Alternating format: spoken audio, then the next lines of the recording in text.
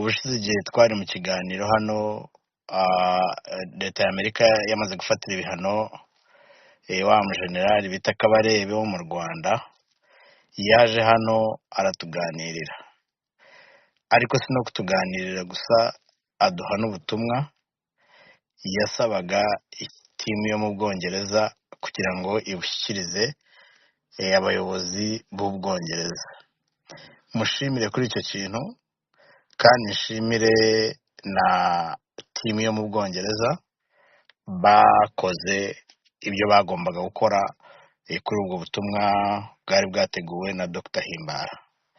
Sishidikanya ko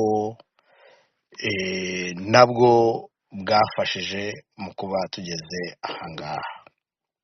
Uyu munsi rero tugeze ahantu tudakwiye abantu bakaba batishimira, ariko nanone biri ngombwa kuko igihugu cyacu cyishoye mu bukubaganyi.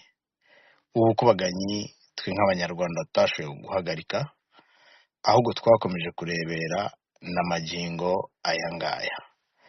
Ibi rero bikaba bimaze igihe gikabakaba imyaka 3 bica amarenga ko hari ingaruka bizatugiraho, nubwo izo ngaruka twazibonye zirimo gupfusha n'ibindi bibi byinshi, ariko hari n'izindi ngaruka zagomba kugera ku gihugu muri rusange, abenegihugu bakazumva. Mu Rwanda rero ari igisirikare n'izindi nzego zitandukanye zirimo cyane classe politique ntago bashoboye guhagarika ibyo bintu kugira ngo akaga byagaragara ko karimo kagwira u Rwanda katazarugwira. Tukaba rero uko bukeye uko bwije turimo tugana habi, nyuma y'ibindi bihugu bitandukanye. Uyu munsi cyari igihugu cy'Ubwongereza cyafashe ingamba zitigeze zigwa neza leta y'u Rwanda. Mwakomeje kubireba bigenda bicicikana hirya no hino kuri benshi mukurikira Sambeka hano, mwabibonye ko yakomeje kugenda byandika ibyo leta y'u Rwanda yanditse isubiza ibyemezo byafashwe na leta y'Ubwongereza. Mu magambo makeya rero bikaba bitagarukiye aho ngaho. Ibyo nari maze kubabwira by'uko twananiwe nk'abanyarwanda guhagarika akaga, tukaba tugeze aho igihugu nk'Ubwongereza gishobora gufata imyanzuro bene ya kariya kageni. Turaza kuyigarukaho mu gihe turi tuganira, ariko imyanzuro isheminga ku mugaragaro igihugu cyacu twese dukunda. Ibi rero mu by'ukuri bikaba ari intambwe ikomeye mu gushyira igitutu kugira ngo ingabo z'u Rwanda zive ku butaka bwa Kongo. Ikibazo gihari gisigaye kwibaza ni ukwibaza se Paul Kagame aremera gukura ingabo ze ku butaka bwa Kongo? Icyo gisubizo wenda turi buze kukibona hano muri iki kiganiro, ariko se natabikora bazamwihorera baceceke, akomeza asuzugure, aterera agati mu ryinyo. Hagati aha rero nubwo igihugu cyacu kiba cyasebye, ariko nanone umuntu yakwishimira ko utegeka ibi byose twe twananiwe guhagarika byibura baba bamwandagaje. Biriya bakomeza ahakana ko ingabo z'u Rwanda zitari muri Kongo. Sinzi niba ubu ngubu azongera kubibwira Abongereza. Lami yavuye mu Rwanda kubibwira Kagame ku mugaragaro. Kagame ntacyo akoze, bavuyeyo bafashe ingamba nka ziriya. Rero iki gikorwa cy'Ubwongereza kikaba ari igikorwa cyo kugaragaza ku mugaragaro, kandi Kagame akaba adafite uko azongera kuvuga ko adafite ingabo hariya. Ni ukumubwira mu yandi magambo ati ibyo wavuze ni ibinyoma, twe turabizi neza kandi dufite n'ibimenyetso byabyo.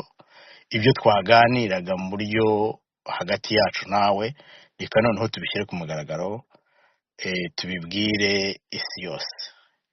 Mwabibonye rero na bya bindi Kagame yita ibifobagane, usibye inyandiko ya leta y'u Rwanda yamagana ibyemezo bya leta y'Ubwongereza, ibifobagane y'amashyaka aba muri forumu y'amashyaka mu Rwanda nayo yanditse ngo yifatanya na Kagame bamufata mu mugongo.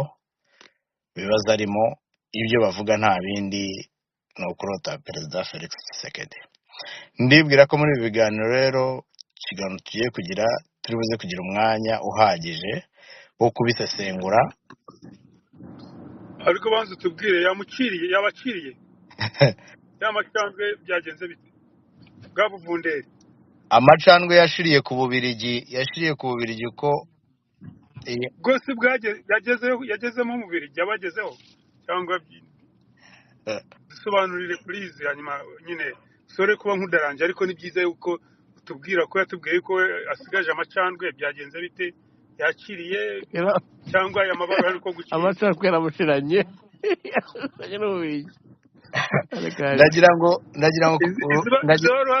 izi baruha z'abadepite na leta nawe niko gukira bavugaga bimeze bite.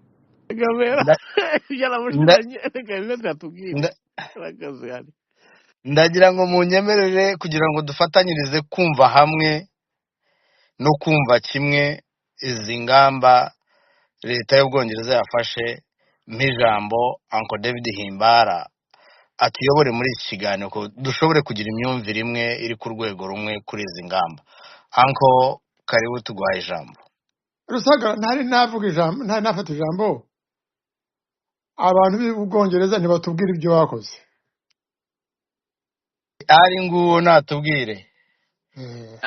David, reka ngushimire cyane kubera ko buriya waradukanguye, kandi anyway I champion him. Reka tubwire murakoze cyane. Impamvu nashimiye David ni baruwa yanditse nziza cyane, ariko burya ngo umukecuru yanyoye mu nyanja, ni umugani w'ikinyankore, ngo yanyoye mu nyanja ngo aravuga ngo enyongesereza te banke umukikura akanyaro mu nyanja, ngo inyongeza ntabwo iba nkeya. Umukecuru yanyoye mu nyanja aravuga ati reka nanjye nongereho mw'amazi mwe, reka mbongereho wanyanje, reka mbongereho amazi. Nawe ibaruwa waduhaye yari nziza cyane, kandi twabikoze nk'uko wabigize, gusa ukoze wenda nayo yarabapushinze basanga bati let's go for it, kuko Kagame n'ubu yarakirobinga, yaragifite agatima yuko itazaba. Ibyo twakoze rero ni ibiki? Ni ibintu bimaze igihe kinini cyane, ariko Ubwongereza bufite excuses buba butanga, ariko tuka-insistinga, ni persistence. Iba muzi neza twaravuze tuti iyi struggle turiho, impinduka turiho ntabwo ari sprint, ni marathon. Ni marathon kuko hari ibintu byinshi tugomba guhindura. Ni marathon kuko international community n'Ubwongereza burimo bafite ipfunwe ry'ibyabaye muri genocide, ariko banafite n'ubushake bwo kugira ngo bafashe abanyarwanda. Bazi yuko u Rwanda ari igihugu gikeneye cyane, ariko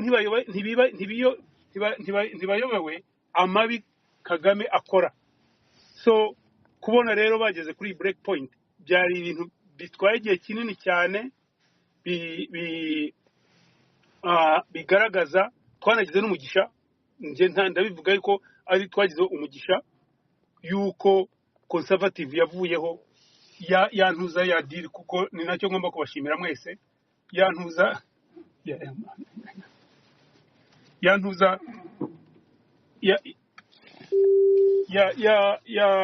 kwa guhagarika abimukira, nibyo byatumye bino bintu bishoboka. Iyo agira ntuza y'abimukira ntabwo byari gushoboka toro, kandi nawe niyo mpamvu yashakaga ikintu kimukingira muribuka tubiganira twavugaga yuko ashaka ikintu kizamuha diplomatic cover up cyangwa se kizamuha safeguards. Ibyo rero mwabikozemo uruhare mwese and it worked. Stopping that, gutorwa kwa Leba no guhagarika ibyo bintu was the beginning of the fall ya Kaga. Kubera iki? Bari abantu bari muri leta ya Leba, bari muri leta ubu ngubu, Dr. David nk'uko urimo kubaza utabwongereza bakoze iki, twarabasobanuriye, mu byo twabasobanuriye byose baraje baza ku dispatch box, abaryo bakoresha barabivuga, bareka bagaragaza yuko u Rwanda rutari safe, bagaragaza amabi y'u Rwanda yose. Ariko none bageze muri leta cya kintu barakiripirinze, n'u Rwanda bararubwiye, ariko buzi ko baba bavuga private. Hajemo n'ibi bya Kongo rero barubwiye rimwe, ruranze ruranangiye, and the end is that's what will happen. Biriya narizi ko bizaba, abakurikiye ibiganiro nababwiye ko haje cyama offensive ya diplomacy irimo Yoranda Makoro, irimo Karetwa Patrick, irimo uriya munyamerika w'umutaliyani umwera uba mu office ya Kagame uwo bavuga ngo aramentaringa Anje, baje nje barabimbwira, kubimbwira no kunyereka ngo bano bantu baje, and ntago bababonye, n'abaminister ntibababonye, bava hanga bajya muri Amerika, naho niko byagenze. And so kuvuga ngo niba ruha twohereje yo wenda ishobora kuba yavuze iti you know what, this is it now, ariko ubundi yo decision isa nkaho yari yagizwe, kuko twagiye kohereza ibaruha already. Minister wa Foreign Affairs yavugiye muri Parliament yuko u Rwanda n'udasubira inyuma nta kundi bakora, bagomba kurufatira ibyemezo, bagakora nka biriya mwabonye banditse. Ubwo rero navuga nti ibaruha yafashije, twe turayibika nka archives, turayibika nka record, ariko turashaka noneho ibaruha ibashimira kuri action batekinze, tukabagaragariza tuti n'ubundi mwaratinze, noneho mugarukira kuri Kongo gusa, mumufate n'ibyemezo mu gufungura political space, gufungura all prisoners of conscience, barimo ba General Frank Rusagara, ba Byabagamba, ba Deo Mushayidi n'abandi benshi cyane. Ndumva ari cyo tukwiye kugira, tubashimire, ariko tunabasabe n'iki, tunabasabe no kugira ngo ntibagarukira aho ngaho, bahindure, kuko root cause ibibazo byose nuko mu Rwanda hariyo a captured state, nuko mu Rwanda umuntu yakapturinze ibintu byose. Murakoze. Okay, Ali, mwana wanjye, I'm not very happy with the response. The thing that is making me a bit upset, wavuze ngo you sent a letter. We went there. Yep. Ariko twasanze everything was done by Ali niwe wabikoze. Nimubivuge neza rero uko byagenze. We want to hear, for example, press release iri hehe? Oh. David, reka ngusubize, njyewe urabiza, I'm honest. You know what we deal with. Ntago naza kuri radio aha ngaha ngo mvuge ibintu byose uko byagenze, because we are still in the bushes, we are still fighting. So saying ngo we sent a letter means twayihaye abakwiriye kuyigeza, ikwiriye kugera. Ntago twahuye na prime minister cyangwa na minister. Our demonstration was a bit of more political than. No, arabiza azabo dukorana nabo kugira ngo ibintu bigera bikwiriye kugera. So kuvuga ngo tware, so basically, you know, contact so so you are engaged. We have always been, and you know it. Okay, yes. So that is what I want to hear. So you are engaged. Yeah. So ariko kuvuga ngo twaragira impuza demonstration ntago, I mean kwandika muri press release, we didn't do it, and the reason is what you know yourself. Ntago twabigira when these people are telling us they are working on it. Uncle David, hari umuntu ashaka kugira ngo nawe muganire neza cyane witwa Samuel Becker, nawe kandi I will really thank Samuel Becker. Yadukoreye ikintu cyiza cyane, aduha na information. Ni umunyamakuru yakoreho no mu Rwanda, yakoranye na uzi uyu munyamakuru bishe Samuel Becker reka ngureke wowe introducing wenyine introduce kuri David Himbara. Ivan waretse Dr David akaduha ibyo ashaka kuduha then Sam akamukurikira. Okay. ni byiza abantu basobanukirwe Okay. what Okay, so there, the way I thought that we should conduct this discussion, ni kibazo, there is a question of anybody facing a new situation. Nicyo kibazo are confronting.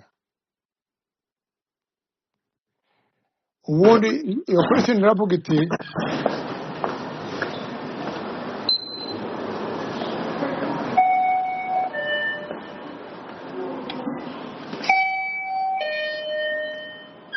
Ali jya kuri mute. Ali uratwumva? Ali wajya kuri mute. Okay. So ikibazo, when you face a situation is simple and straightforward. Now that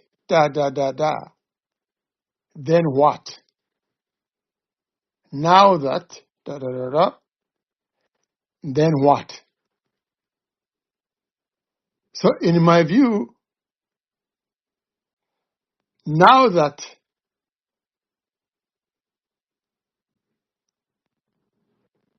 our terror is exposed and weakened, then what? Ibindi byose we can talk about what others have done and so on, which is great. But the question is, now that this has been done, now that UK has done this, now that US has done this, now that Germany has done this, now that the European Union has done this, then what among us? How does that empower us to go to a higher level? How does this empower us basically to aim for the skies as we do what we have to do? And what we have to do is to end terror in our country. That's the bottom line. Kuko, at the end of the day, we are the ones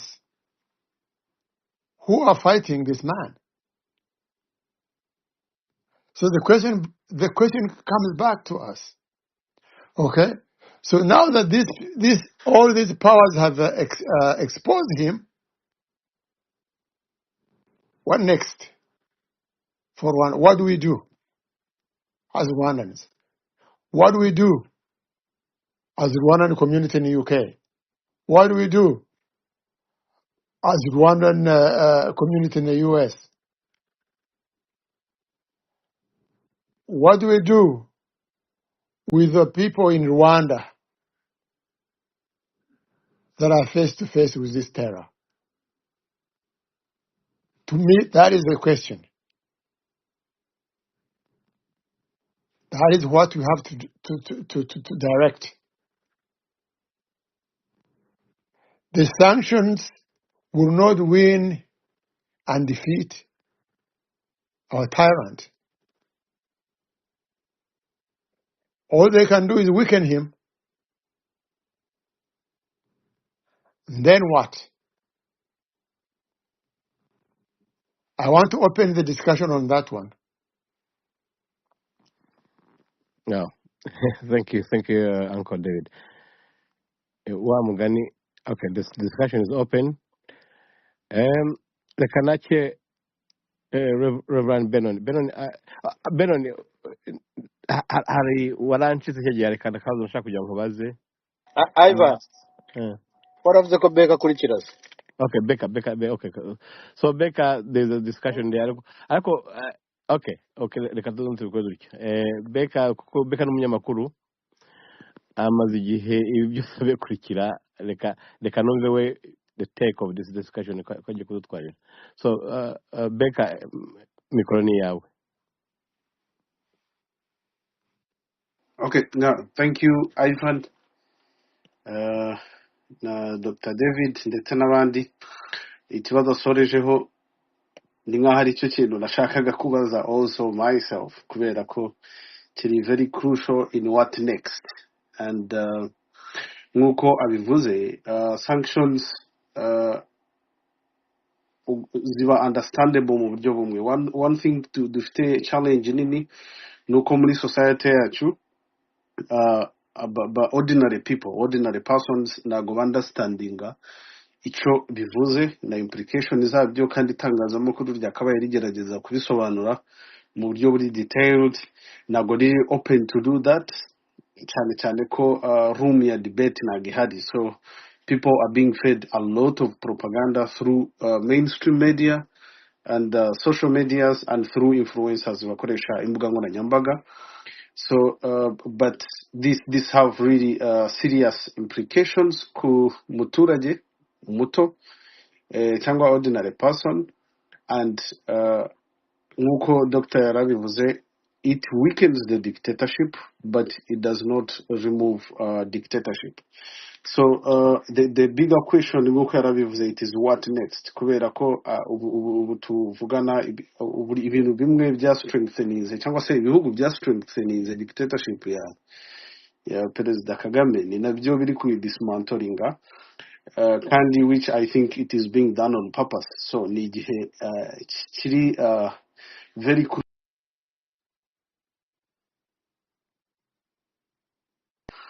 that we take our step into revolutionizing our country, kandi ni ibintu byemewe, biri legal and very constitutional. So I don't feel like anyone could be afraid or ashamed of doing so. And also understanding ibyo abantu bakwiriye gukora on an individual basis, but what is necessary, cyane cyane those coalitions zitandukanye ziri igihugu, cyane ko tubizi neza ko mu gihugu it is very few, if any, is allowed to really do that, and it is not easily possible. So we have challenges, dufite your opportunity as Rwandans, as yo kuba at this point of view now, the international community iri kugerageza gustandinga with the ordinary people, kubera ko kimwe mu bintu Kagame leadership ishingiyeho harimo its internal repression, regional destabilization, and complicity international communities bamubakinga, bamuha amafaranga, bamuha uburyo, bamudefanda diplomatically n'ibindi nkabyo, kubera interest zabo ziba ziri at stake. But now had room yuko all these countries are giving up, kandi hari impamvu ibiri inyuma. I think we can do a lot as abaturage. First of all, building strong coalitions, coming together and uniting against one force, which is right and which is the only way to make sure that there is a unifying approach kuri dictatorial regime dufite mu gihugu iwacu, then also engaging international communities. So it is better to highlight human rights abuses and also other situations that goes on in our country, tukazigeza kuri international community. Ibintu dictatorial regime ibidashaka ko bikorwa, akenshi that's why they put much effort in silencing people, kubera ko iyo abantu bari informed and bari fearless, when people are informed and they lose their fear actually the dictatorial regime fear them much kubera ko they really make some headache for them and batuma international community imenya n'ibyo batari bazi cyangwa n'ibyo birengagizaga ituma at least audience yabo nayo ibimenya. So icya kabiri is to utilize the digital platforms, gukoresha izi mbuga nkoranyambaga zihari ziri in place zituma umuntu ashobora gukora in a safe way akoresheje all forms of encryption. Nyeka ko n'abantu really bari that are fighting the dictatorial regime in our country ndetse n'ahandi you have to put in consideration your digital security ariko using the digital platforms zihari ni uburyo bwiza bwo kugira ngo you disseminate information and also mobilize supporters where necessary. Where even possible you can mobilize peaceful protests. Ibintu byabaye muri Kenya recently tubibona aba bana ba Gen Z that were coordinated through digital platforms. So I think it's something we need to make use of.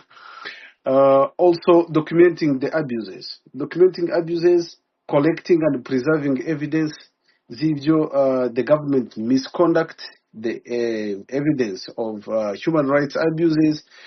Abantu bari muri space ufite umuntu wawe yapfuye ni umusirikare naguze uburyo yapfuye, you need to document each and every evidence that comes along you kubera ko this can be used against the government in any way and can hold them accountable. The more they get a huge pressure, the more they become accountable. As we speak now, ICC, if the investigation iri kujya mbere about ibyaha biri gukorwa in the same place our regime is. So hari na link ngira ngo iri kuri website ya ICC aho ibimenyetso washoboye gucollecting as an individual, you can file those evidence which can help in documenting and holding these people accountable where it is really necessary.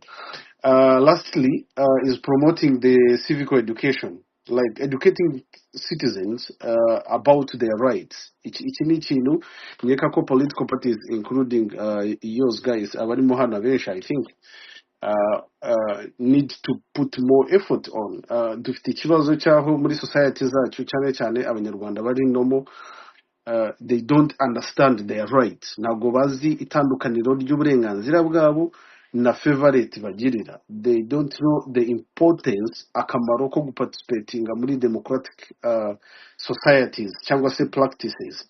So empowering them by educating them on civic education and developing space hano abantu bakaganira kuri rights, gusesengura itegeko ryacu rikuru risumba yandi ariyo constitution yacu kugira ngo abantu bandastandinge uburenganzira bwabo buhera hehe bukagarukira hehe. Leta niba yubatse umuhanda ntago ari faveri yakugiriye igomba kubikora kuko you pay them to do that, and if they don't use your taxes they use amadeni which you will pay at a certain point of time or which your children and grandchildren will pay.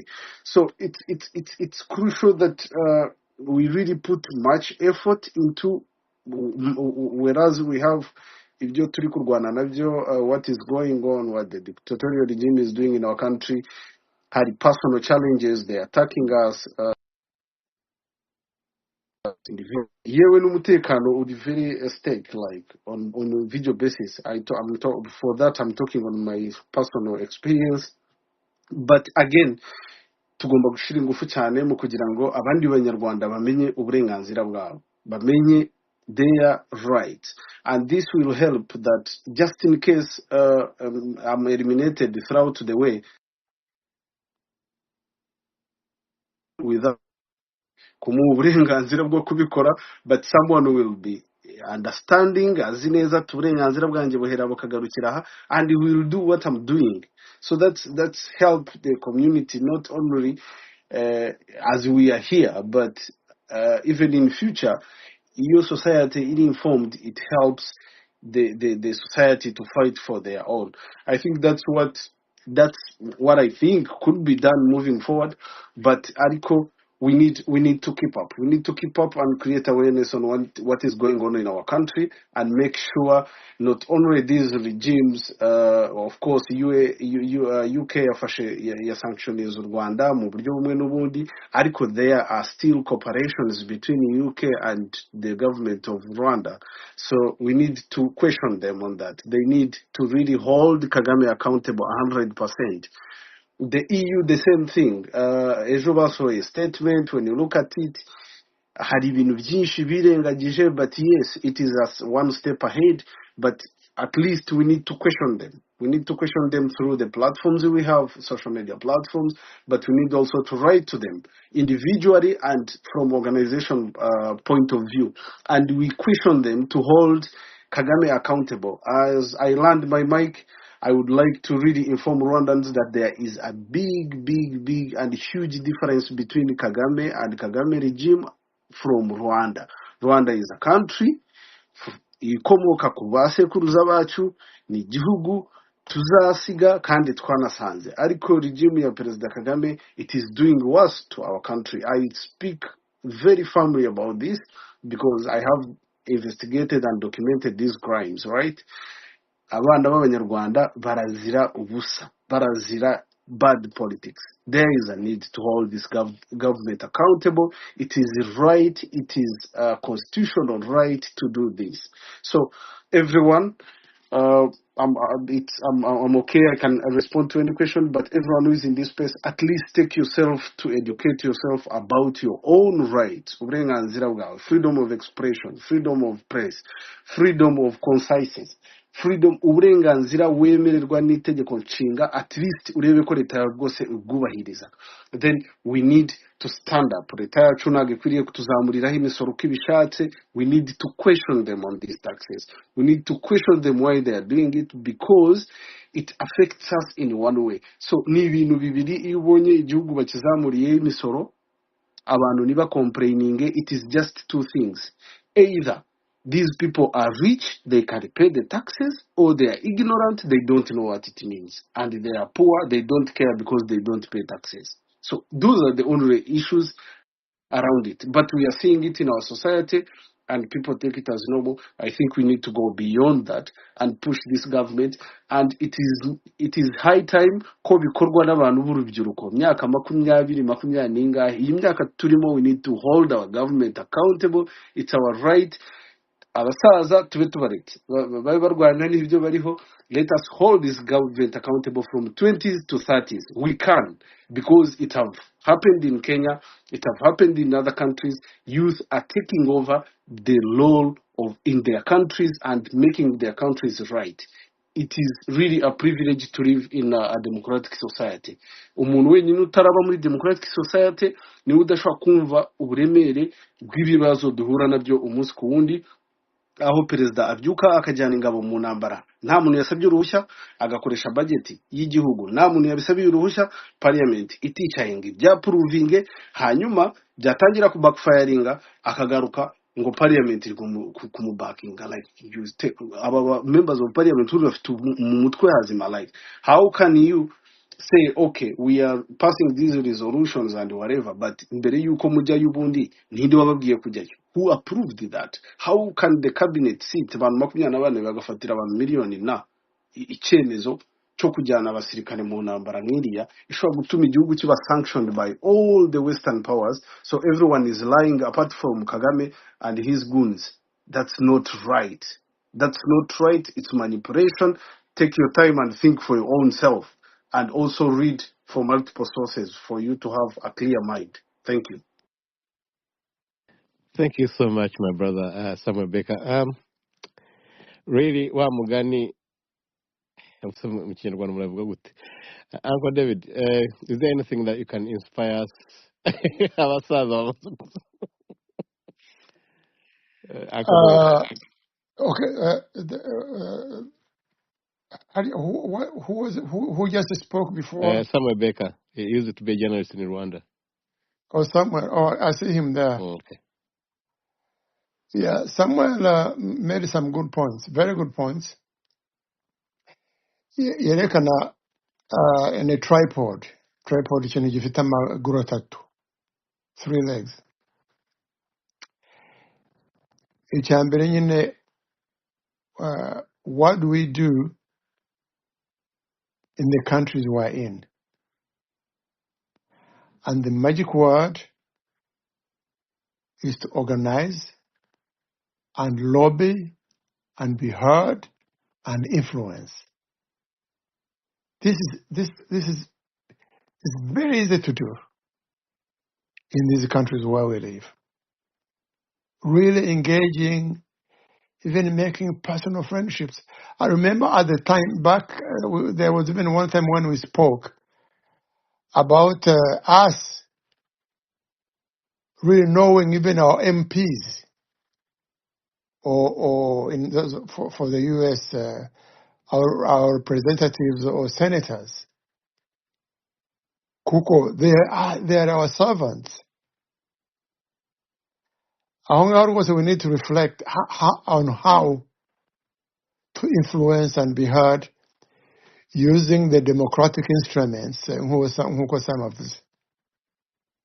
We are the citizens of these countries, so we must be heard. And really using the means you have begins with your own. You're a voter. You have an MP. You have a prime minister. The office of the prime minister is open. Even that idea of just taking it there and being photographed, it makes huge impact. Who are wide awake and being heard and basically instructing our leaders as taxpayers what to do. Aho ngaho numva rwose we must demystify ibintu bya democratic rights, not lobbying and influencing. I do not take it for granted. Even just one act along that chain is very, very, very important. It's very, very, very important. Whatever we do, when I say press release, it doesn't mean that you have to publish. It means that I for example, I mentioned in my notes, VOA na BBC gahoza. Aho ngaho you need to influence them nabo ngo bavuge, so that abiwacu nabo babyumve ko turi active. So rero ukuguru kumwe rero ni tripod, iyo tripod ukuguru kumwe ni organizing and being heard and using all the democratic means we have at our disposal. The UK system is beautiful. Kind of just been in the center, been in London.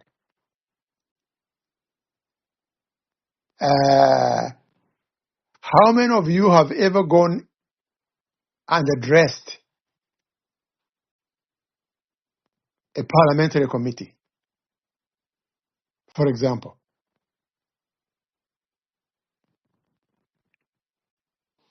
Thank you so much, Dr. Uncle. Ndakirakomeza, Ndakumva. I'm just raising as I go along. So there are many, many channels. Muri Parliament, there is a committee that is in charge of the issue we are talking about of human rights.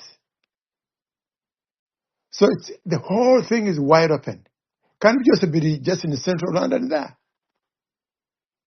Okay, so yenu kuguru kumwe kwa tripod. Ukuone kuguru rero kwa tripod, nuko nyine we unite among us Rwandans. Tukaguma turwanya bya bene ngo my dictator is better than yours. We consolidate our communities. We unite and fight as one.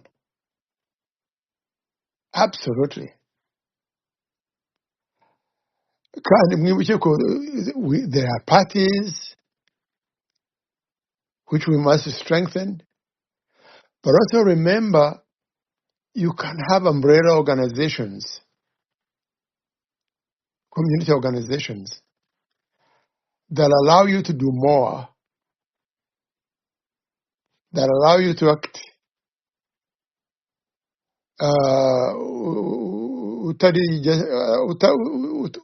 without having a flag of your party. See, the parties in the normal circumstances, they grow from communities, they grow from civil society. So never to defeat umbrella organizations to vigiramo. Then we need to strengthen them. Aho ngaho bari natwe twari twaratangiriye democracy in Rwanda now. In fact, it was registered. Naba Rene Mugenzi, it was there.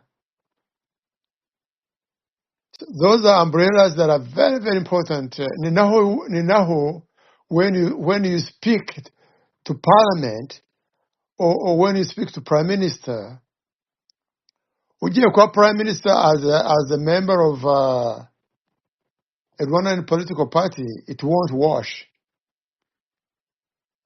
But if you go to meet the Prime Minister as a Rwandan organization fighting for democracy now, my God, they will give you a red carpet. Aho ngaho niho tugomba we have to balance the broader communal obligations and political parties. And the two are not contradictory. You strengthen your political party when you strengthen your community. The community becomes strengthened if it has a political party or two or three, just to be driving in the same direction. Hanyuma rero the third leg ni nayo Samuel nayo yayivuzeho. We must always get connected with the community back home. Yeah. For example, when Ali mentioned something like ngo Anji nantuze na Dorodonzo na baje mu Bwongereza, I did not know. People don't know. You have to inform us. We have to write about that. And then the Rwandan people in Rwanda would read.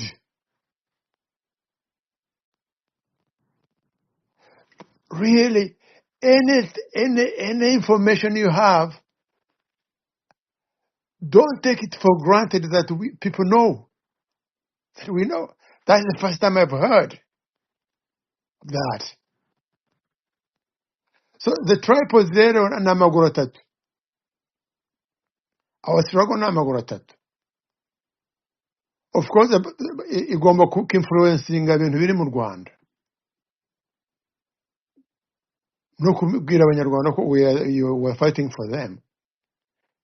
Nabo bakatubwira hari ubwo nabo bajya banyandikira bati andika akantu nk'aka ngaka. Nubwo ntazi abo bari bo, I'll do it if it makes sense. And it gives me legitimacy that ntabwo nicaye ahangaha in writing a blog. No. Blog has a leg. And we organize where we are, lobby, and use our political rights to advance our cause. And we do it in two ways. Our political parties, but also in umbrella organizations that are readily acceptable by countries where we are. And then, of course, the political parties themselves. Of course, those must be strengthened, must be. Because if the man falls, is the political party that will replace him. We want RNC to be the one or others. Ariko byose rero urumva, it's all interconnected. And it really means that we have to move, not in quantity, but in quality. The key word is quality. How can I do more?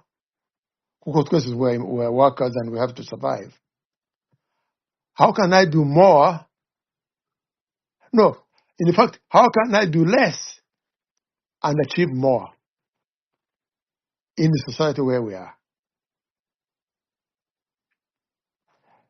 Go say, and the trick is to make friendships with the powers. Your MP,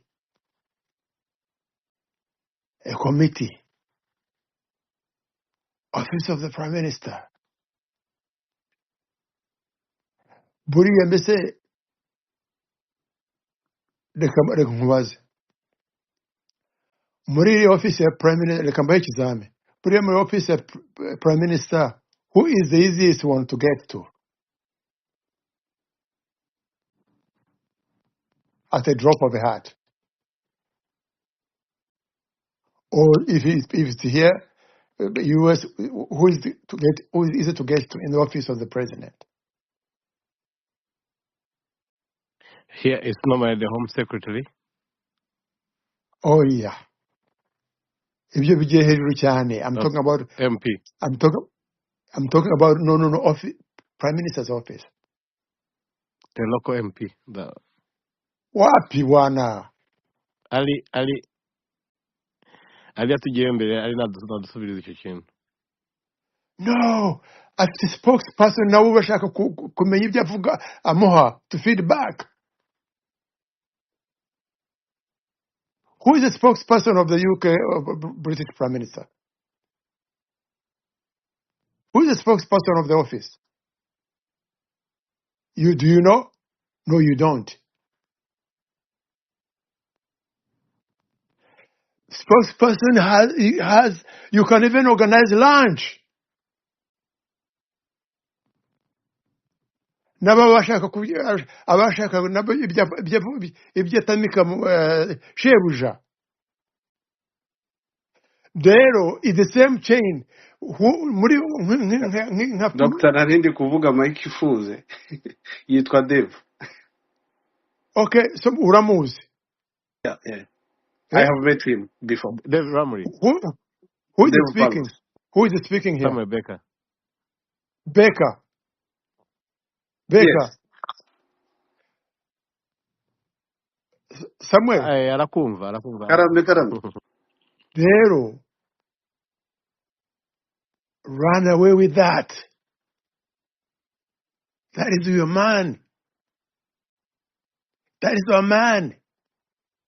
Ubwo rero kandi remember that in each ministry, each department, nayo ifite wayo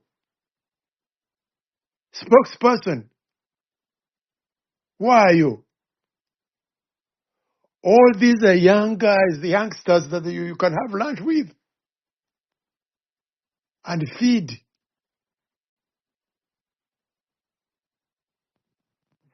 In fact, now that I'm talking, let's have a session. Let's have a session on lobbying. Chijenza na Rusagar. Let's organize a session, educational session. How to acquire anything but kwige how to get heard in these governments. Agreed? Yes, Uncle, we are. Yes. Kuko biroroshye, but we don't do it. Okay, so so rero let's go back now to the topic. Yongi, you owe me that session, okay? Definitely, we do. Yeah, and by somewhere homework, okay? By the end of the day, ubewa menye the spokespersons by strategic institutions muri UK, all strategic institutions. In Europe, not only UK. I will do that. Samuel Beka we n'umunyamakuru we. Oh yeah, no, That's no. good. Let's start with the UK. Mm, mm, Let's start with the UK. okay. Tutangirire aho ngaho. Hanyuma, then tubamenye within a week, tuzaba twarahuye nabo tuvugana nabo as comrades. Akaba ari bo banaduhamagara instead of you calling them. They are the one, because you see, you have the ear on the ground. They need you as you need them. Okay, so moving on. Rero reka dusubire kuri cya kibazo. Then what? So I spoke, na Samuel ya spoke in the English speaking, and it's really we come to the same thing. What we do as a political party, what we do as a community in the countries where we are, the linkages to influence, and then number 3, how to publish ibintu bigere mu Rwanda n'abandi bakabimenya. Nkako kantuza ka Lorenzo karandiye cyane. Iyo nza kukamenya before he went to America, I would have embarrassed him. Kuko Lorenzo and I turaziranye, I hired him when I was in Rwanda. Those are thugs. Those are opportunists. So then, whenever we learn, let's share. They can dominating the floor. Thank you. I really thank you so much, Uncle David. And I remember the other time when you told us to do kavuga mu Kinyarwanda. Nagiye mu Cyongereza cyinshi cyane. Ndibuka igihe utubwira ngo tubyuke I was printing this paper at my office. This and my local MP. Icyanangaje ntabwo nari nzi ko nk'ukuntu ubivuze mpura n'uyu David Pella ariwe spokesperson n'uva Samuel Beka yamuvuzeho, and uzi nasanze ari yarantanze ahubwo kera ari we n'umuntu wabigiyemo kuva na mbere, njyewe warambyukije I didn't even know wa mugane nahubwo na telefone z'aba telefonaga we used to ignore them. Serious, because I was in doing ngabya bindi ngo urirukanka cyane ugashira impumu. Samuel Beka ngo arakantu yenda kugira ngo avugeho, reka mumbare mwukabyira mwe didas mbara gato, reka Samuel Beka arakantu yenda kugira ngo avugeho gato after nuzamaze kuvuga. Reka Samuel Beka cyo ndakongeraho. Yeah, harakana nshaka kongeraho David yarari kuvuga ku kintu people can do now. So I didn't want it kugira ngo it go in air as ibintu biri mu kirere nyine, what we can do now as tuvugana kuri 24. What can we do? I just wanted to suggest a couple of actions we can take as Rwandans, and personally I'm taking actions as a Rwandan, but at least nabandi anyone can take those actions. First of all, kuri website ya ICC hariho link to submit evidence of what is happening. Are you contributing as an individual to submit evidences of what is happening on these crimes? This is one thing we can do on an individual basis. Cyane ko you can submit anonymously. Then kubivuga kuko I need to encourage others to do so. But you can still do it individually, and it's protected, and everyone can do it. Even ICC cannot know ko you submitted kari wowe, and also n'abandi bantu bari outside, they cannot know that you are the one who submitted, ariko ushobora kubikora. And also petitioning these parliaments of the countries in Europe, UK, US, it is possible on an individual basis and on an organizational basis. Birashoboka to petition what is going on and explain the situation for these people to understand the context mu buryo bwa nyabwo. That's one third part I want to talk about. But icyambere kiri na very strong, I think everyone should participate in gishobora to hold these people accountable, is to contribute in providing evidences to the ICC of what is happening. Yaba abantu bafite imiryango iri kuba victim of this unrecognized war, including soldiers, you can provide evidence through the ICC. Mukanya changwa, after some hours I will tweet about the Ndaza providing your link on my tweet. Kumuntu yikeneye, you can see that link, you just submit it.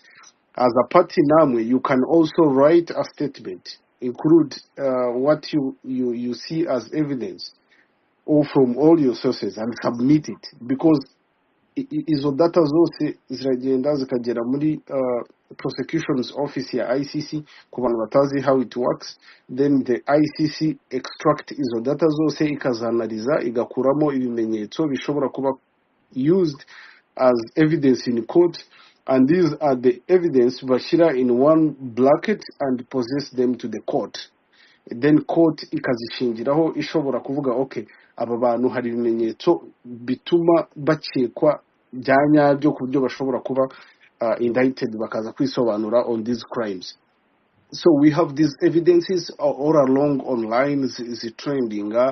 Then we have open source intelligence. Ku bantu batazi how to correct more open source intelligence, abantu bahamagarwa umuntu akaguseretinga kuri nimero utazi, I can encourage people to use open source industries. Hari aka application kitwa open source industries, iyo ushizemo nimero cyangwa email y'umuntu waguhamagaye ari kugusereteninga, you can get more data. Is account ziba hano zituka abantu kuri social media whatever, you can just get their username, you just embed it into open source industries and you get their own data, no data zanyazo zirimo email na phone number and names, and you can understand who are these own people. Actually nubwo buryo twamenye ko hari account Nduhungire yakoreshaga agatuka abantu bo mu Bubiligi abaturage bo mu Bubiligi ndetse no mu Buholandi aho yarabereye ambassador. That's the account yadufashije kumenya who owns that account, kuko yayikoresherezaga kuri the same phone akoresherezaho konte ya nyayo.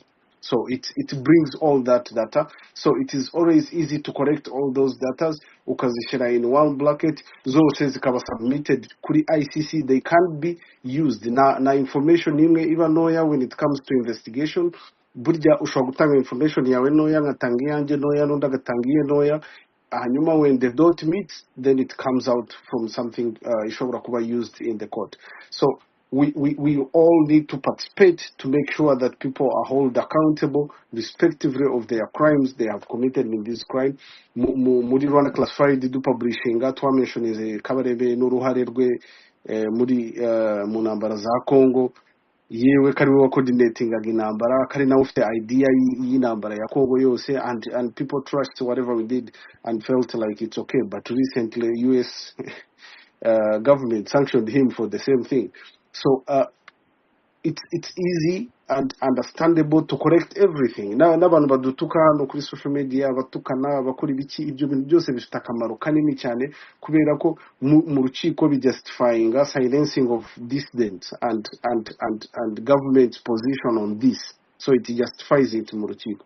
So I would encourage everyone to actively participate into the correction and submission of evidence to the International Criminal Court that is going on in these crimes, such that we can hold these people accountable kuri the maximum level, and they have to be held accountable kubera ko they are killing human beings, not ibikoko cyangwa sinindi. And we also have to participate as responsible citizens in holding our own readers accountable. So I think nicyo kintu nashakaga kongeraho. And all in all, dushyire imbaraga to educate all people about their own rights. Own rights. That's a very crucial thing, because when people understand their own rights, it is very easy for them to defend themselves without anyone really coming in to defend them. So we have a huge problem where people in Rwanda have been brainwashed and they don't really understand their rights. When the government gives them electricity, they think it's a favor. When the government build a road, they think it's a favor. When the government do something, they think it is a favor. This is not a favor, it's our right. Actually, if our government don't do this, then it have to be answering why it is not doing this. So we need to hold our government accountable for the proxy wars they are fighting, for Rwandan soldiers that are dying there, for the international laws that are being breached in all those countries, for everything they are participating in. Dukeneye kubaholding accountable without anyone standing in our place. Of course, the propaganda will come your way. Of course, people will come here and abuse you and trash you, attack your family, whatever, everything. But this have been working for them for many years. They have been doing it for many people, and it worked for them. So now it's very difficult for them that it's no longer working, because they abuse you, they abuse your family, they find everything they put on you, but they still think that there is nothing it's changing on your character and who you are. So ibyo bintu bituruka mu kuba, it all comes from the fact that people understand their rights. If you abuse me because of expressing myself, I feel like it's my right I'm doing. I don't care whatever you say or you call, but I'm talking about what I believe in. I'm talking about the fact that my country is violating the international laws. It's committing international crimes. It's committing crimes against humanity. It's committing war crimes. It's committing war or crimes of aggression, which all crimes fall under the Rome Statute.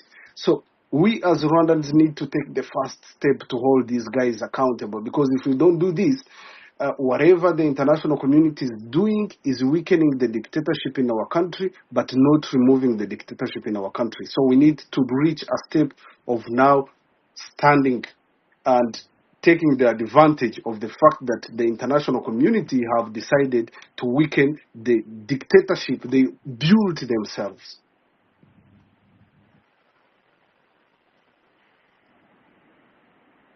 Thank you so much, my brother. Rwose mukuri, yeah, we have to stand on our ground. Tugomba guhagarara, kwihagararaho natwe tukarwanira uburenganzira bwacu. Pastor Reverend Benon Mugisha, reka nkubaze ikintu kimwe. Hari igihe uriya Archbishop Rwanda Muragi yamena amavuta ayamena ku mipaka y'u Rwanda yose, mu Rwanda ntiruterwe. Ni kuki atamenya amavuta? Kuko turimo kuganira ku kiganiro kivuga ngo with Kagame sanctioned by Western power, what next for Rwanda? Icyo gihe ajya kumena amavuta ku mipaka yose, yatekereza ko ejo hazaza. Reverend Benon Mugisha, niba twumva mikoro ni yawe. Benon natwumva? Benon njya Benon wari mu Uganda, njya ngo network ntabwo wenda n'amasaha ari melewe. Reverend Benon, muranyumva? Okay, reka nake Didas Gasana giye kitubwira.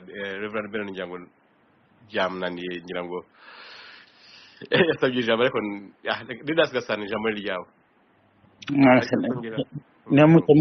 Nje muranyumva? Ndakumva Benon, ndakumva Didas. Thank you so much. Ubisha umunyamakuru mugenzi wawe Samuel Beka. Thank you, sir. Thank you. I'm actually so happy to hear him, because now when he was in trade, but I came to know him, and he's really doing good. And I really want to supplement him. Korea case military and paramilitary activities in and against Nicaragua. Donc ni case dufite mu nagiye mu nkiko, nagiye mu camanza, nagiye mu droit, nagiye muri law, and what he was talking about was the case of parliamentary activities in and against Nicaragua. Donc, in the case of Nicaragua versus US, donc, when a state aids a paramilitary or a commando or a militia, so I think that he has a very valid point. So we should be very, very careful on that. What you are saying is that Rwanda is held liable for activities of supporting either intentionally or unintentionally, byaba biri mu bikorwa, byaba biri mu bitekerezo, whatever it can be. Iyo u Rwanda rufite igikorwa runaka rukora, icyo gihe u Rwanda rurabihanirwa. And none of us here seems to disagree that Rwanda, under President Paul Kagame,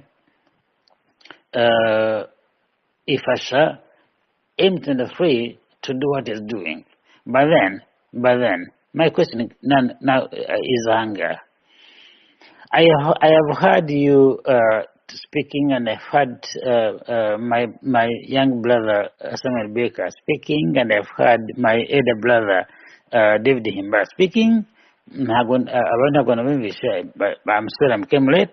But don't we have something to look back into the mirror and say, okay, but hey, hano se yabaye iki? Yezu we, hey, nuko byagenze tubyibaze, nuko byagenze tubyibaze, nuko byagenze. People, you should think about that. The reason I'm saying this is that our region is interconnected. What happens in Congo affects Rwanda. What happened, ikibaye mu Rwanda cyafekta Burundi, ikibaye mu Burundi cyafekta Rwanda, ikibaye mu Congo cyafektinga Rwanda, ikibaye mu Rwanda cyafektinga Uganda. So it happens that that's how this thing is constructed. So the question now becomes, how can we? Because at the end of the day, okay, we have fought. Some of us, bakuru bacu bararwanya kugira ngo tubone igihugu cyiza. That's not a matter of discussion. Twararwanye. David Himbara murumuna we niwe wari ushinzwe kurinda His Excellence the President for all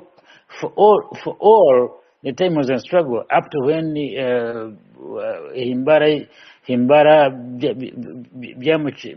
byanze akagenda akavuga ati ibyago bikunda. So all of us are brothers. Dufite ukuntu abantu bigenda. Samuel Baker, I think you can find out. I mean, Samuel Baker nanjye n'abandi turi kumwe aha ngaha dufite bakuru bacu mu Rwanda, barumuna bacu who have really fought that struggle to bring something, to bring a change. So the question for me is, how do we bring a change that isn't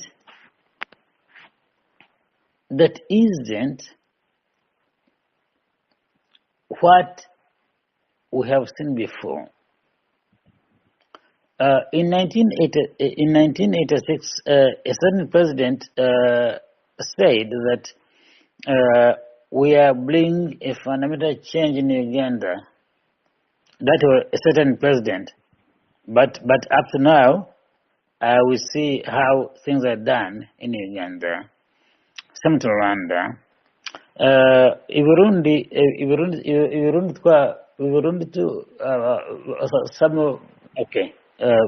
not some of us, but some of our brothers bajya kuvana ubutegetsi bwari buriyo, they were trying to balance power mu karere ntibyakunda, then abantu bajya Congo ntibyakunda. So for me to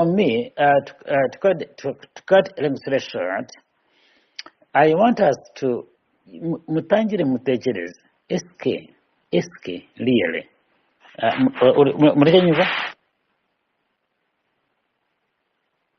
Hello. turakumva Didas, ndakumva Didas. Yes. Can hear you. We Yes. can hear you.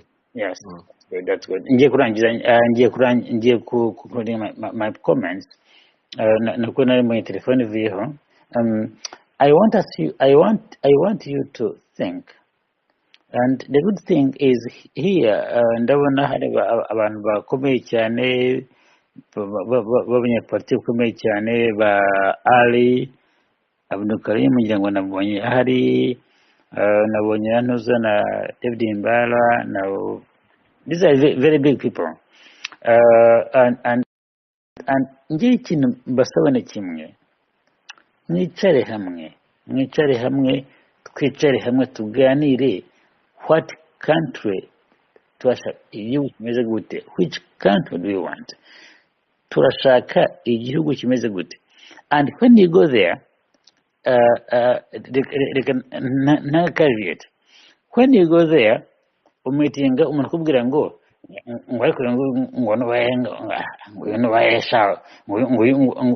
uyu ni wahehe, mugatangira kureba ngo ese umuntu uzanye idea ngo ni wa wundi waturutse hahandi. Urumva ahantu mwapfiriye, mwarapfuye, imitwe yanyu yapfuye, twese twarapfuye, nanjye nishyiramo because the truth of the matter is that hagiye ngo kugira ngo njye mu biganiro by'abantu ntumva neza. Okay, to be honest to you, njye mu kiganiro kirimo Himbara, kirimo Ali, mpita numva nisanga iwacu, but aho iwacu ni hehe? The same thing, iyo ngiye mu kiganiro nsangamo abantu tudahuje, maybe something bya bindi byanyu by'iwacu urabizi, oyi ndavuga nti ahangaha ntabwo, this is not where I belong. So now we need to create that common underground. Tukavuga tuti eske you and I duhe u Rwanda, uri Canada, uri Sweden, uri Norway, uri UK, but at the end of the day Kagame yatangiye gutekereza u Rwanda when he was 21 years old. Let Rwigema yatangiye intambara ari 21 years, afite imyaka 21. Urumva Nyerere itangiye struggle afite imyaka 23. I remember very well. Urumva, so abantu batangire batekereze, kandi mutekereze bano bana bato mutwumva, ndabinginze mutekereze. Kino gihugu cyanyu ni icyanyu, nta muntu ugomba kukibaza uburenganzira. Nge ndashaje, Himbara arashaje, Ivan our good host nawe arashaje, ariko tuvuge tuti okay, I'm not saying okay, ntabwo nshaka kubakeneye, ariko mufate intambara, muvuge muti ino ntambara ni iyacu, mubyive gukora ibyanyu, mwumve ko nta kintu kiryoha kuba mu gihugu cyawe, nta na kimwe. Himbara knows it, Ali knows it. Ntabwo dushobora kwemera yuko some of us cannot accept nubwo nshaje bwose, if someone tells me Dida,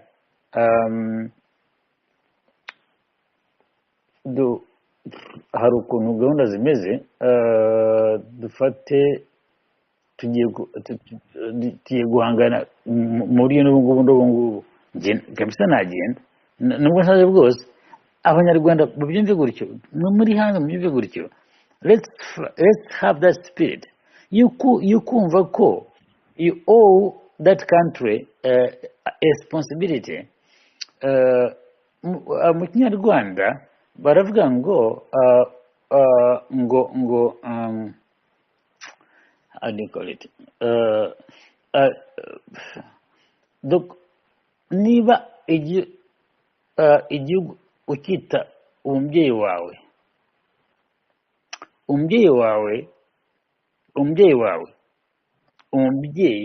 like a mother, umubyeyi wawe ntabwo ushobora kumubona ari raped,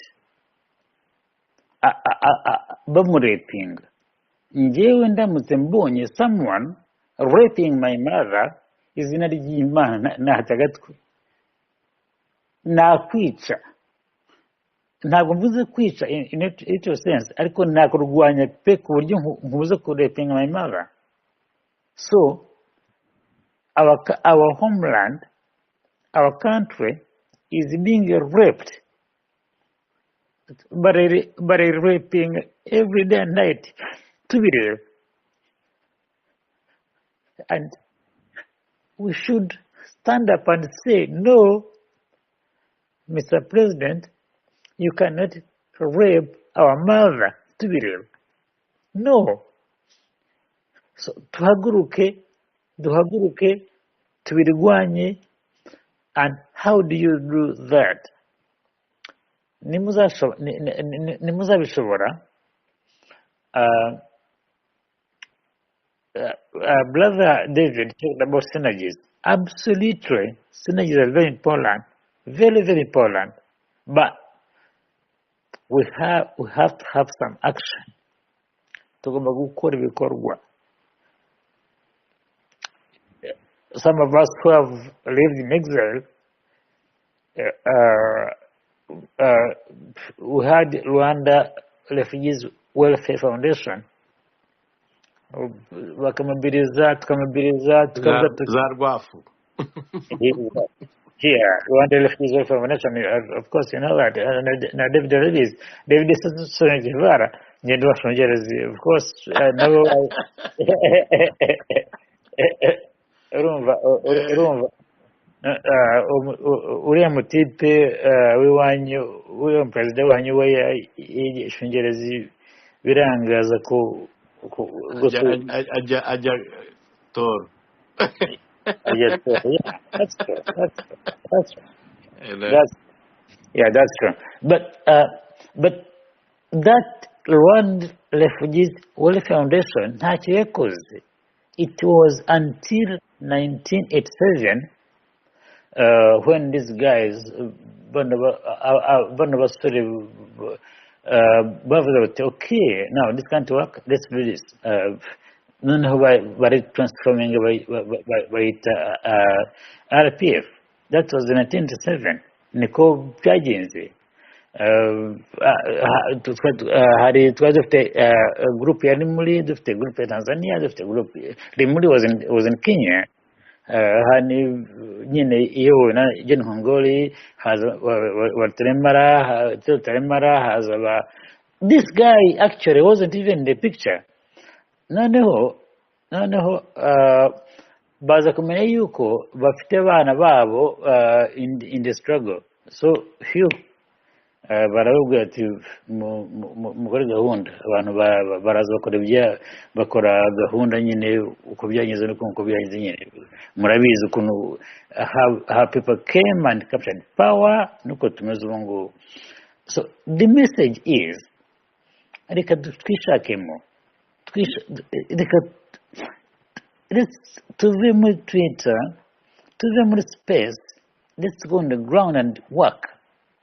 Reka dushaka uburyo we can mobilize ourselves the problem nubwira umwana urya mayonnaise ngo ajye mu ishyamba bizakugora, but first mubwire iki gihugu kivuze.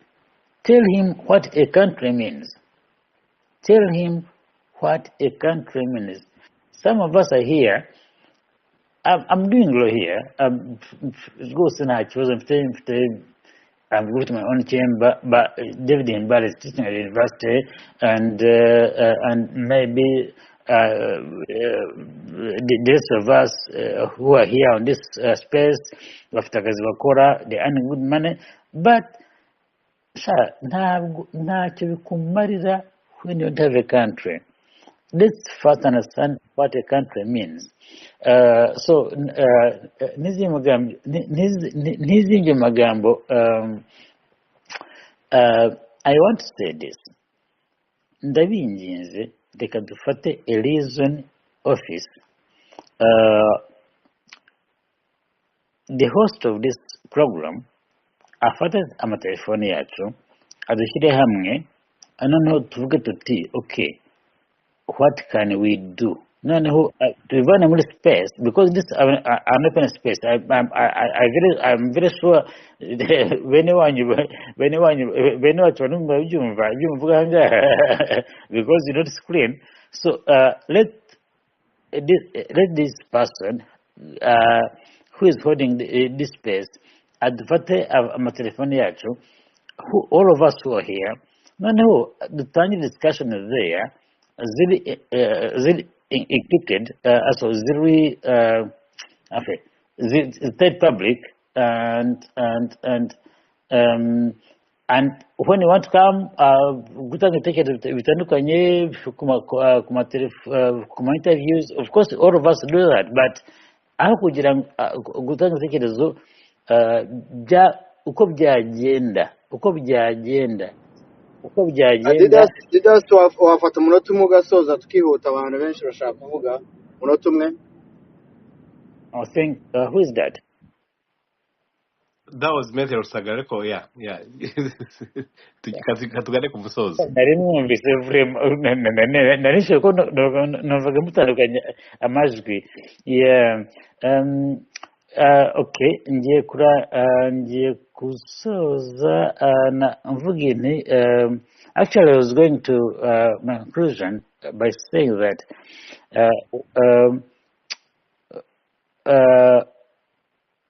the host of this program afata amatelefoni y'abantu bari hano abo yumva donc bafite akamaro, donc we start something.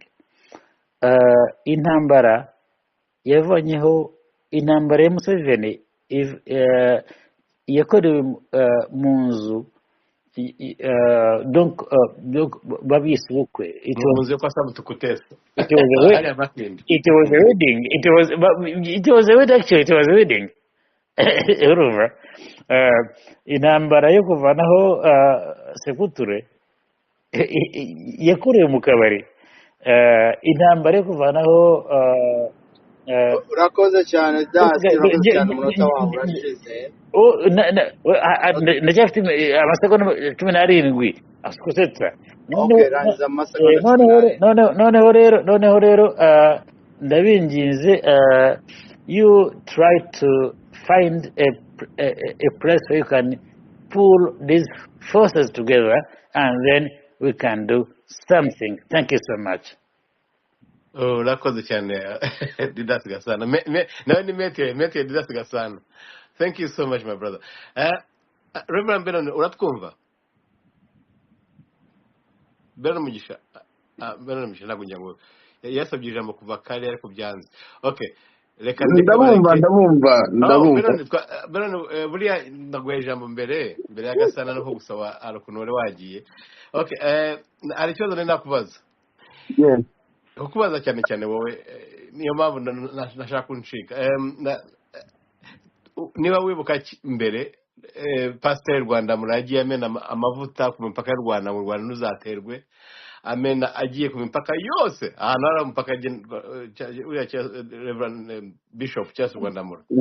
Ariko yatekereza ko u Rwanda ari urw'abanyarwanda cyangwa ayo mavuta agira umwanya akamena no kuri Kagame ntaduteze akaganya turiho. Ubwo reka numve ko ibibazo byanyu byumvishije ubwo dusubize reka nkureke. reka mbaramutse mwese kandamutse Maître Gasana imyaka yaribaye myinshi ntamwumva. Ndamutse n'abandi bose batanze ibitekerezo nabakurikiranaga ariko nk'uko mubizi nababwiye ko ntameze neza. Ikibazo gikomeye ni ikibazo gikomeye kuko kabe na twebwe batuzungurukije imisozi yose y'u Rwanda turi kumwe n'abayitwaga ba Rucundangenda turiho turaderivaringa u Rwanda ngo kugira ngo intambara itazasubira kubaho, ariko ntago twigeze tumenya gitera ahubwo twarwanye na kibimutera. Murambabarira gukoresha iri jambo Bishop Charles ni inshuti yanjye ariko mbabarire ku ijambo ryo ngiye gukoresha. Mu Rwanda ntago hariyo abakozi b'Imana, hariyo ba comedian na bampemuke ndamuke. Mumbabarire gukoresha iryo jambo ntago nciye urubanza. Ikikwereka Rwanda yarari muri meeting Kagame yakoresheje bamaze kurasa Kayumba, bamaze kurasa Patrick Karegeya. Yes, Patrick. Yarari mu bakozi b'Imana bari muri Rwanda, niba ari Rwanda haguruka, niba ari Rwanda shima Imana ibintu breakfast muri breakfast. Kagame yaravuze ngo mbabaza nuko mutajya mwemera ko ari mwebwe mwamwishe, mwakagombye kwemera ko ari mwamwishe. Bose baraseka bakoma mu mashyi bavuza induru na Rwanda yararimo. Nimba umuntu arwanya kwica ari arasenga ngo igihugu kitazongera kumenekamwe amaraso agakomera amashyi abamenye amaraso, ubu kimwita yuko hari icyo yakoze cyangwa hari ikindi yarwaniraga? Mumbare gukoresha iryo jambo ntago suzuguye amavuta yiwe kuko sije nayamushyizeho, ariko noneho hariho action zikorwa ugashaka results zazo cyangwa fruits zazo ukazibura. Biriya rero ntago mbitindaho cyane, bazungurutse u Rwanda birukanka.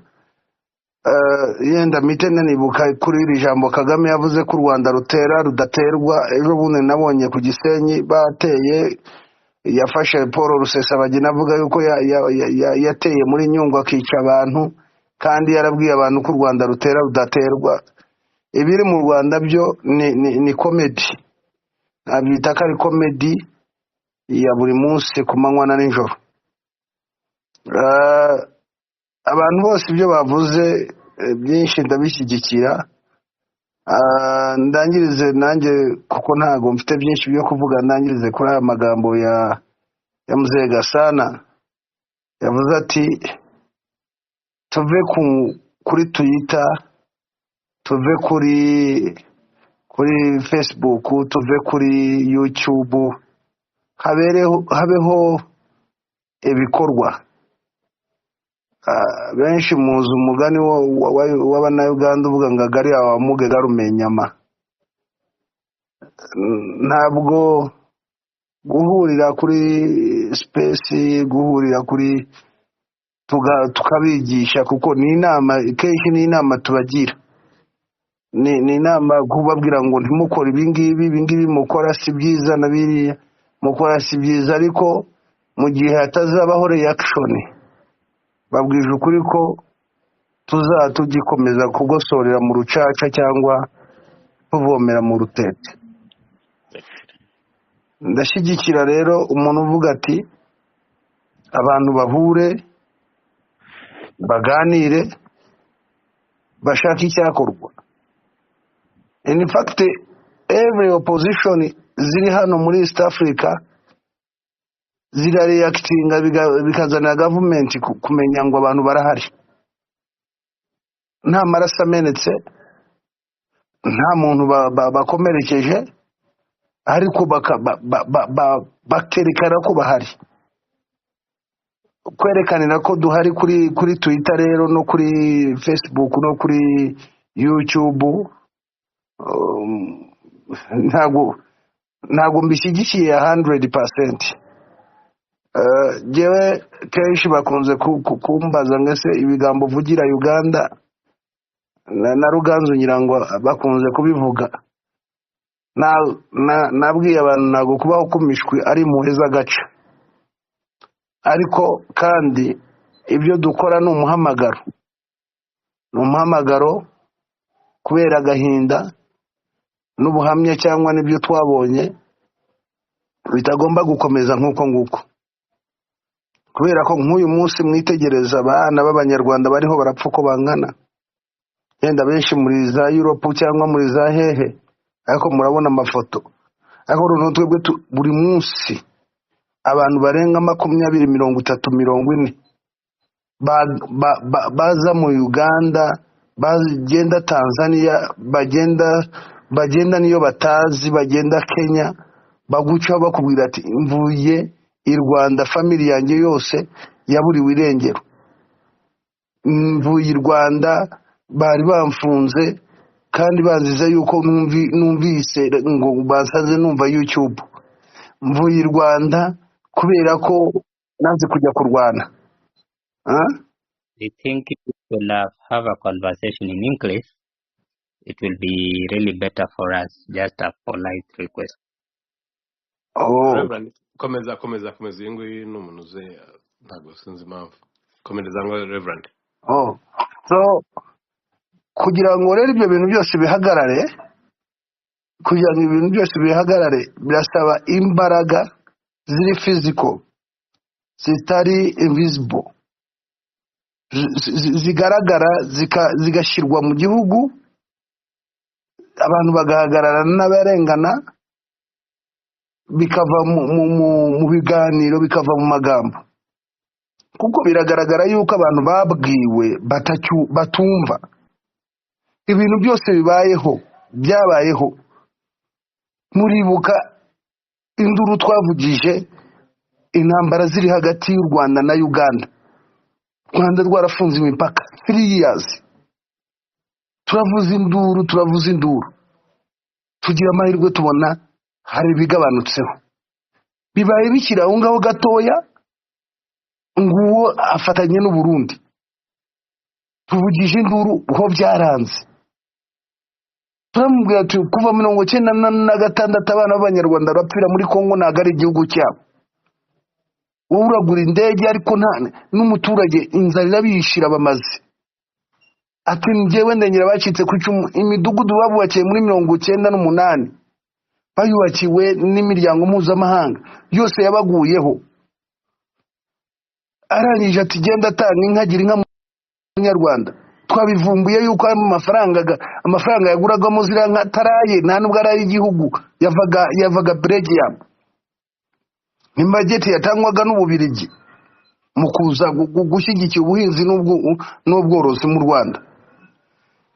Ibyo byose turavuze ariko umugabo murabibona ko ntahinduka. Uvuze rero birabya abapastori ntacyo bamumariye, nta kintu abapastori mu Rwanda bamariye Perezida Kagame namba. Yahindutse nka Berushaza, araho ngaho aravuga, bose bagakangarana, bose bakiruka. Nta n'umwe wagenda nkamubwira ukuri, yamubwira ati no, ntago ari uko u Rwanda rugomba kumera, si uko u Rwanda rugomba kuyoborwa. Bamugira inama, bamwereke bati ugiye gupfa, abana bawe abuzukuru bawe bazabaho bate? Twebwe twaramubwiye, abantu mwese mwaravuze nawe utaravuze, ariko none numva kabisa haba hageze yuko Abanyarwanda bava muri iri curaburindi, tugahagurutsa imbaraga, tugashyigikira abantu bitanga bari imbere mu gihugu, bakerekana akababaro k'Abanyarwanda. Nimba Kisekedi ari hanze y'igihugu yerekana ububi bwa Perezida Kagame, hawa bari imbere mu gihugu batakwerekana ububi bwiwe noneho berekana n'ibimenyetso nyabyo. Abanyarwanda nibo bariho barapfa, abaturage nibo bashize. Mbabwije ukuri, abantu bariho barahunga inzara, abantu bariho barahunga inzara muri kiriya gihugu nibo benshi kuruta abahunga intambara. Kubera iki? Bababujije guhinga imyumbati, bababujije guhinga ibijumba, bababujije guhinga imyungu, bababujije guhinga bya biryo byabatungaga, ntago bakemerewe kubihinga. Bahinga ibyo bo bashaka, ibyo FPR ishaka ibyo bahinga. Ubwo buzima noneho n'ibyo bahinze ntago babemerera yuko babisarura ngo babirye. Murabizi nibo babijyana ngo mu bigega mu biki bakajya kubibabikira ngo ukibaza nimba umunyarwanda nta bwenge agira bwo kuba ibyo yahinze atabasha no kubyibikira. Amafaranga y'u Rwanda yataye agaciro. Umuhinzi ayahingiye ayagize iki ntacyo amarira abana. School fees zarazamutse. Bashyirwa ni bande? reka rero narangize turaguha ijambo. No, the problem ntabwo maybe ushobora kutajya kumuha ijambo. Iyo tuvuga ikintu tuyishyiraho reka tureke umuntu wawe uvugaga kuko iyo uvuze hari ukuntu umukora kuri point. Reverend ijambo ryawe. Thank you, Hosta. So icyo ushaka kumenyesha abantu tuve mu magambo, dukore ibikorwa bizafasha abanyarwanda, abari imbere mu gihugu n'abari inyuma y'igihugu bamerewe nabi. Abantu benshi turi kumwangaha nabumvise, ntawe utarabaye, benshi babaye mu makamba, abandi bagize amahirwe bakaza bakaba yenda mu migi, ariko bahuraga n'abana bo mu makambi. Ubuzima bw'abantu bari mu makambi uyu munsi sindumva umuntu n'umwe akoze ikiganiro ku buzima bwabo. Sindumva ishyirahamwe ryashyizweho rivuga riti tugiye gufasha abantu ba Nakivale, tugiye gufasha abantu bari muri Malawi, tugiye gufasha. Ntago ndabyumva. Just tuba muri tuzakora nibahinduke, nibakora uku. Numva ku ruhande rwanjye twava mu magambo tukajya mu bikorwa. Murakoze. Urakoze cyane Reverend Benani, nuko ndagushimira cyane kwitanga kwawe koko ubu mu Uganda nyabo bwagukereye ahubwo n'abana bose baryanye rwose. Ndagushimiye cyane. bareka icyo bashaka kutubwira nawe yawanditse ukuboko. Yes. Okay. Urakoze Ivan kumpa ijambo kandi ndabashuje mwese. Hari mfite akabazo nshaka kubaza Didas Gasana, kuko akenshi cyane Didas ni umuntu uzwi cyane muri sosiyete nyarwanda kandi n'umwe arazamutse. Reka aza gusubiza rwose, yitegura gusubiza. Urakoze cyane. N'umwe mu banyarwanda watangiye gukora opposition kuri regime ya Kigali abicisha mu kinyamakuru bitaga Umuseso. Noneho ndashaka ko mubaza kuko namwumvishije, kandi n'umwe kandi mu banyarwanda wari ufite projet yo kuza kuba umukuru w'igihugu w'u Rwanda. None ndashaka atubwire nk'abantu, kuko ngende umukongomani ntabwo ndi umunyarwanda, kandi ibibazo birimo kubera hariya mu karere biraduhangayikishije twese, kuko hariya mu karere iwacu muri South Kivu abana barimo kwica ku manywa nijoro. Ndashaka aza dusobanurire wari ufite gahunda yo kuzabariza mu Rwanda umushinga de societe afite wo kugira ngo amahoro azagaruke mu karere, agaruke mu Rwanda, agaruke muri Congo, agaruke no mu Burundi. Ni uwuhe mushinga de societe wari ufite Didas Gasana, kuko wari umwe mu bantu bapiganiraga umwanya wo kuzaba perezida wo mu Rwanda, kubera yuko iyo tukumvishe mu bintu uvuga ugira indimi ebyiri ntabwo uba ufututse mu magambo yawe kandi ntabwo tuzemerera yuko umuntu udafite ukuri mu kanwa kiwe aza kongera kuyobora abanyarwanda cyangwa ngo ayobore abakongomani kuko amahoro y'u Rwanda ni amahoro yo muri Kongo ni amahoro yo mu karere turakeneye ngaho udusobanurire umushinga wawe wari ufite wo kuza kuba perezida wo mu karere murakoze cyane Ivan bareke yabajije ikibazo cyiza kandi gifite ireme ariko dufashe umwanya wo guha Gasana kugira ngo avuge projet de societe hano nk'umukandida perezida ikino kiganiro cyaba kiyobye twaba tuvuye ku murongo w'ibyo twama tuganira bareke rero yatwemerere tuzatumire Didasi atubwire projet de societe tubikoremo ikiganiro waha undi speak ijambo mubwire ngo ategure ibisubizo azaduha ku projet de societe rwose niteye vrema aho muza mwanya rwose niteye vrema ariko je suis d'accord na confrère Rusagara yuko kino kibazo cyafata amasaha arenze ane atanu so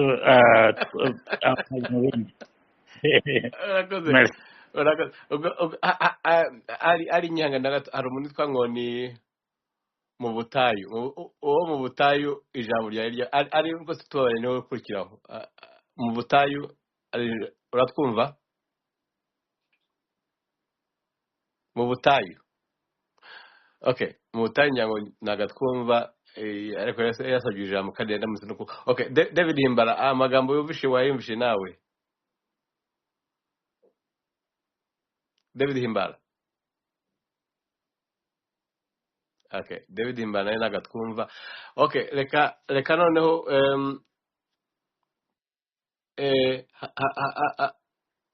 ndakumva di David Himbara ijambo ni ryawe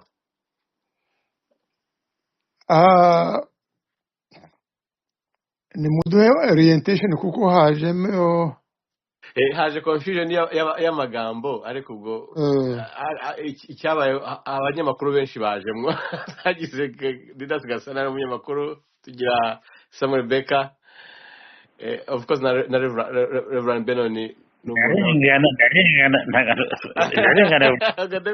David David you can just hold you can only just begin where you ended that's all watangiraho warangirije ntabwo tukoze ibibazo is that a question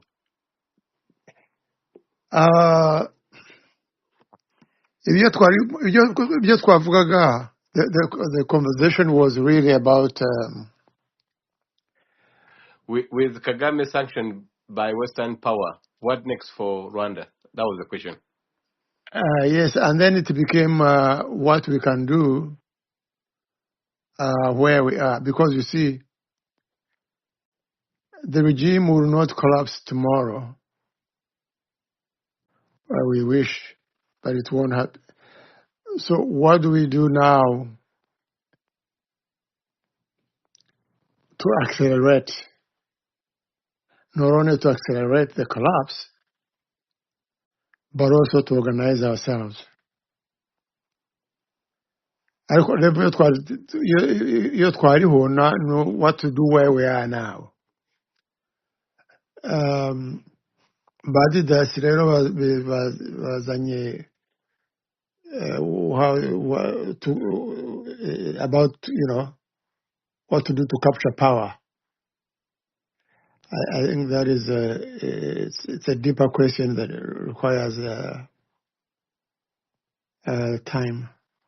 It's not what we were talking about. So Rusagara, jump in and orient us. No, Brother David, if it's not about capture of power, then what it is? Because kugira ngo muvane kugira ngo ugire uburenganzira nanjye mbugire mu Rwanda nuko uriya muntu aba gutegetse. They make a mistake. No, absolutely not. No, don't misunderstand me. Okay. Yeah, no. The ultimate goal, of course, is to remove him and put a better government. Precisely. Yes. So So, but my point was mhm. the topic today was not that. Twariho tuvuga in interim aho turi, what should we be doing?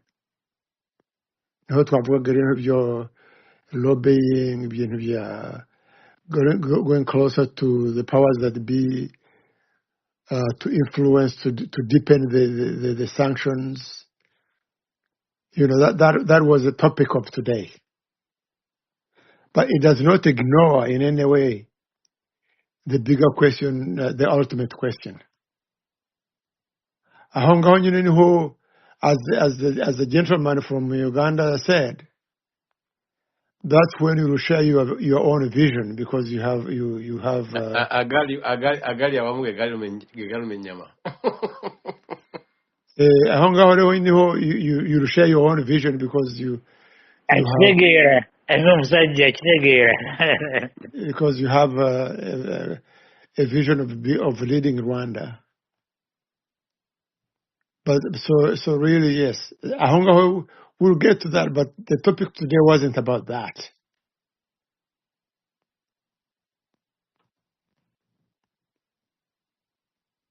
Are we together? Yes, I can hear you. If you say so, nasaba ijambo Ivan. Ali no Please. kurikiraho. Reka David arangize. Uncle David arangize. Oh, yeah, no, you can go ahead. Okay, Ali ijambo ni ryawe. Yes, murakoze cyane. Mumbabarire, at one time navuyeho naho narindi nta network yari ihari, ariko bohondi stable irahari. I had my concern with my brother David, nagira ngo agire ikintu tubwira, ariko muke mu ijambo n'uburenganzira bwanyu, ubwo nta kundi, ubwo ndagiye. No. Thank you. Ntugende yo gumana natwe. Ndaguma, I'm still listening, of course, because nagenda sanjaye. Wa mugane naho ugi. Ubwo Ali reka twumve Ali. Nawe turi gukumva. Murakoze cyane. Ibyo murimo kuvuga byose, ndumva Dr. David abivuzemo gatoya, ariko hari umuntu wabivuze neza, and I think ikibazo dufite nk'abanyarwanda, yaravuze ngo don't mourn, organize. I think it was someone, ntabwo nibuka izina rye neza. Unfortunately, Kagame dufite, we deserve him. We have what we deserve. And the reason is just simple. It is that abanyarwanda bifite indwara yo kumva ngo wowe icyo udakoze kiba atari kizima, bifite indwara yo kuba tutakorana n'abandi, bifite indwara yo you know, to think that iyo umuntu akoze ikosa ubwo byose bya bindi byose byiza yakoze birapfuye. And unfortunately it is what has defined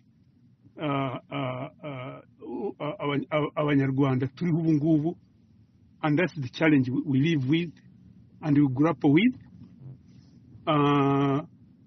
Uje wese abashaka kumva yuko igitekerezo cye ari cyo kigomba kugenda imbere, ntabwo azi yuko agomba kuzuzanya n'abandi cyangwa bakeneranye, kuko how many times ni inshuro zingahe twumvise abantu bavuga ngo dushyire hamwe, tugomba gukora, tuve mu magambo dukore.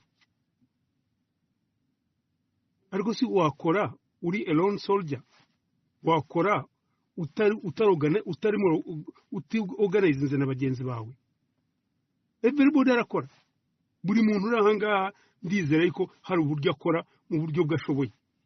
But when you organize, when you put your minds together, nibwo mukora neza, kuko muruzuzanya and ibitekerezo biba bije bikagira bikubaka ibyabaye. Nagiye kugenda Dr. David ambajije ati mwakoze iki, twagize ikiganiro cyiza cyane nubwo ngiye nageze aho nyine nkaguma nkurikira gusa sinavuga arangira na ufaringa kutwandikira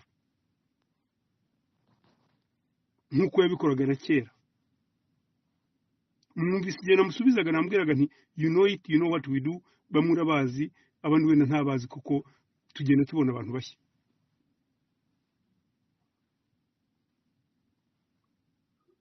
David ubwe yagiye muri Amerika akora ibyo ashoboye behind the scenes, abantu baje kubona gusa ari imbere ya commission barimo gusobanura iby'u Rwanda. That was, I think, 2014, if not 2015. But what effort yari yarashyize behind it was immense. Bisaba rero organization kugira ngo mukore ibintu bigere aho bikwiriye kuba bigera. Ntabwo ibintu byikora bikorwa n'abantu, ariko kugira ngo mubikore effectively, you must mugomba kuba muzuzanya, atari ukuza mugatemera naho itaka cyangwa kuza ngo mushyire ibituri mu punching ibyo abandi barimo gukora. Umunsi abanyarwanda to understand that thing, that day tuzatangira urugendo rwo kuvanaho Kagame. Kagame yarabimenye neza cyane. David yamwise neza ngo ni genius umeze utarya, a niveau genius. Yarabimenye and he builds on it. Now, what we need to do is to get organized. What we need to do is kubona ngo ibyo turimo gukora tubishyize hamwe, cyangwa n'ibyo umuntu arimo gukora individually, there is a way to aggregate them. Hanyuma hakabaho no kureba what's the next step. Ngushimire cyane David kuko baje uti what can we do, what can we do ku building kuri ibi ngibi turimo kubona, what can we do ku deepeninga ibirimo gukorwa. Those are the questions we should be asking ourselves. Those are the things we should be doing. Njyewe ndababwira nk'umuntu uri mu ihuriro nyarwanda, ibi bintu birimo gukorwa twe turabikora mu ihuriro. But whenever we do it, sometimes birashoboka, another time ntabwo bishoboka, ariko abantu baba bazi ngo ntacyo murimo gukora. They think these things birikora. Some have even claimed go, you take credit for what you have not done, and we don't want to take that credit. We don't want. Ariko we an organization yiyemeje kugira ngo tugire ibyo dukora, although ntabwo tubikora bihagije because of ibyo maze kuvuga. People are always looking to shoot you down. Aho bagashutinze down Kagame, bashutinga we down. Today mwabonye bagize deputy governor w'u Rwanda, Dr. Justin Sengiyumva. This guy was in RNC. Ahangaha yavuye mu Rwanda bamuhiga ngo yibye amafaranga, bamushyiraho n'ibindi byaha byindi, but today he has decided to joining the same band bamuhigaga. That is the travesty ya y'u Rwanda. Nicyo kibazo gihari, gushyira abanyarwanda dushyira interest zacu imbere aho gushyira interest rusange mbere na mbere. Ubu nagera mu Rwanda bakagira icyo bazamukora, what are we going to do? We shall come and cry and we shall make noise and do what? But that is where the problem lies. Ubu Kagame arimo gushora muri bintu bya Kongo. Mwese muzi n'injiro nabisobanuye, muzi ibibazo byabaye hagati ya Ntaganda urira he n'Amakenga. Muribuka ukuntu Kagame bamufatiye ibihano bagavugira ngo Agaciro fund. But people are like abanyarwanda basa nkaho babyibagiwe bashyigikiye iriya ntambara ya Kongo ahandi ugerageje gukora bakashaka ngo baramutuka mwabonye ukuntu banje Belgium mwabonye mwumvise ukuntu barimo gukondemenga action ya UK as if UK yo iyo na prime minister bakosheje batamwatakinga cyangwa bakanamukuraho